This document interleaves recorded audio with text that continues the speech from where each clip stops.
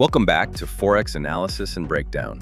This week, we're breaking down Gbpusd for Monday, June 16th, 2025, based on the FXCM broker. Starting with the weekly chart, we've just taken out trendline liquidity.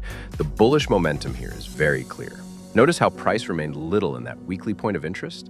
And I'm looking for price to continue reaching for the next liquidity pool, which is this marked area on my chart. On the daily, price is sitting just above a key daily point of interest. If we want to see this bullish move continue, I don't want to see price revisiting that daily POI.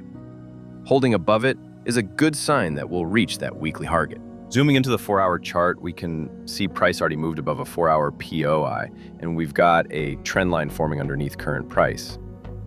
This structure supports further upside, especially if that trend line were to hold. On the 30-minute chart, price just ran equal lows and showed strong bullish momentum. Interestingly though, it broke down through a bullish POI, which tells me price might want to run down below, taking that 4-hour trend line next. If you found this helpful, like the video, subscribe, and join my Telegram, Forex Analysis and Breakdown. I post intraday updates and chart commentary throughout the week. Let's catch the move together.